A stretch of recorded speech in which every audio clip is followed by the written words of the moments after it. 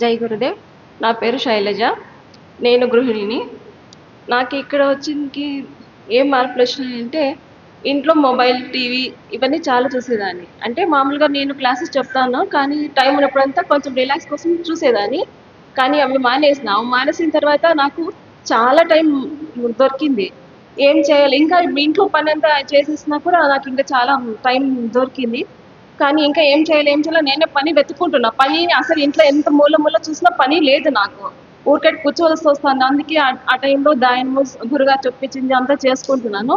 3 పూటలు చేసేదానికి మామూలు మా ఆయన ఎక్కడైనా చెప్పి యోగా చెయ్యి, అది చెయ్యి అంటే నేను జస్ట్ వాకింగ్ చేస్తే సరిపోతుందిలే దానికి ఏమి ఇది అనుకునేదాన్ని. కానీ ఇప్పుడు గురుగారు వచ్చిన దాకా నాకు బాగా కనెక్ట్ అయింది. ఎలా చేస్తే ఎలా ఉంటుంది, ఆరోగ్యం ఎలా చేసుకోవాలి అనేది గురుగారు చెప్పింది నాకు బాగా కనెక్ట్ అయింది. నేను ఎక్కడ కనెక్ట్ అయ్యిండ్లేదు. కానీ ఇప్పుడు నాకు అది బాగా అనిపించింది. 3 పూటలు చేస్తున్నాను ఇంట్లో. నాకు ఎట్లా అంటే గాల్లో తేలినట్లు ఉంది. మనసుకి బరువు అనేది లేదు. ఉత్సాహంగా, ఉల్లాసంగా ఉన్నాను. అసలుకి నేను నలుగురిలో మాట్లాడాలన్నా కూడా నాకు సాధ్యం కాదు. కనీసం నలుగురు గుంపులో ఉన్నాను అంటే నేను సైలెంట్‌గా ఉండేదాన్ని. ఇప్పుడు ఈ రోజు మైక్ దగ్గరికి వచ్చి మాట్లాడుతానంటే గురుగారు ఇచ్చింది నాకు. మొన్న అన్నాను గురుగారి దగ్గర, గురుగారు నాకు నలుగురు ఉంటే మాట్లాడేకి అవ్వదు.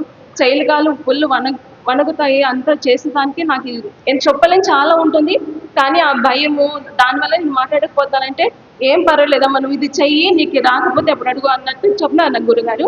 కానీ ఈరోజు అదే ధైర్యంతో వచ్చి మాట్లాడుతున్నాను. నాకు చాలా ఇదిగా ఉంది. ఫస్ట్ టైం మాట్లాడడం వల్ల కొంచెం కంగారుగానే ఉంది నాకు. మరి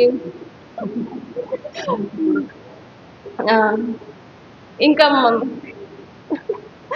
మా ఆయనకి షుగర్ కంట్రోల్ అయ్యింది. నేను 4 కేజెస్ తగ్గాను. ఇది ఇంక ఇలాగనే మేము కొనసాగుతాం అనేసి చెప్తున్నాం. గురుగారు ఎక్కడైనా క్లాసెస్ చేయని మేము అక్కడికే వెళ్ళి మేము క్లాసెస్ తీసుకుంటామని చెప్తున్నాము. జై గురు.